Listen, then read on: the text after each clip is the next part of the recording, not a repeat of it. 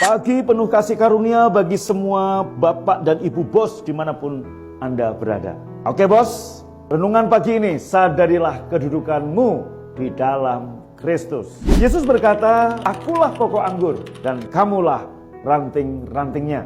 Barang siapa tinggal di dalam aku dan aku di dalam dia, ia berbuah banyak. Sebab di luar aku kamu tidak dapat berbuat apa-apa. Yohanes 15 ayat 5. Dalam ayat ini Yesus berkata, akulah pokok anggur dan kamulah ranting-rantingnya. Yesus tidak berkata akulah pokok anggur dan kamu harus berusaha jadi ranting-rantingnya. Enggak. Dengan kata lain, ia ingin kita menyadari bahwa kita telah menjadi ranting-rantingnya. Anda nggak perlu bergumul untuk menjadi rantingnya, sebab sebagai ranting-rantingnya kita hanya harus tinggal atau diam di dalam Kristus, pokok anggur kita. Bagaimana kita dapat melakukan itu? Kita melakukannya hanya dengan setiap hari menyadari kedudukan kita di dalam Kristus. Karena kita telah menerima Kristus, kita berada di dalam Kristus dan telah diterima di dalam Dia yang dikasihinya.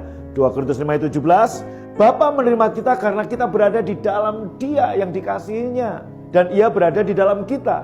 Dan begitulah cara Tuhan memandang saudara hari ini saat saudara memasuki hadiratnya. Kalau begitu yang iblis lakukan kemudian adalah apa? Dia ingin membuat Anda memusatkan perhatian Anda pada keadaanmu, bukan pada kedudukanmu di dalam Kristus. Keadaan yang sedang Anda hadapi mungkin berupa masalah finansial atau masalah dalam kesehatan. Iblis ingin Anda memusatkan perhatian pada keadaan Anda, bukan pada kedudukan Anda di dalam Kristus. Bahwa Anda adalah kebenaran Bapa di dalam Kristus, dan bahwa Anda didudukkan bersamanya di tempat-tempat surgawi di sebelah kanan Bapa. 2 Korintus 5 ayat 21 dan Efesus 2 ayat 6. Iblis ingin Anda melupakan bahwa Anda adalah ahli waris Tuhan dan pewaris bersama Kristus. Iblis tahu begitu Anda memusatkan perhatian pada kedudukanmu di dalam Kristus, itu akan memberikan kepadamu kuasa, otoritas untuk mengubah situasi dan kondisimu. Yohanes 15 ayat 5 tadi berkata bahwa Anda akan berbuah banyak. Ini berarti jika Anda berdoa melawan kekurangan apapun, suplai yang berlimpah pasti mengalir. Jika Anda berdoa untuk kesembuhan, penyakit pasti pergi. Jemaat, BFA, dan simpatisan yang dikasihi oleh Tuhan Yesus, dimanapun Anda berada, gak ada satupun semua ini yang dapat terjadi karena perbuatan Anda sendiri, tetapi karena hidupnya yang mengalir melalui Anda.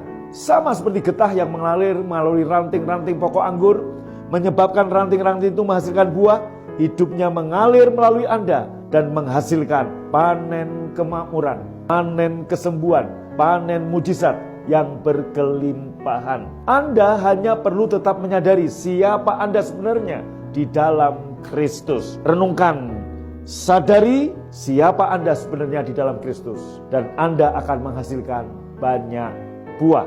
Ingat, Yesus pokok anggur, kita adalah ranting-rantingnya. Tuhan Yesus memberkati doa saya untuk Anda sepanjang hari ini. God bless you.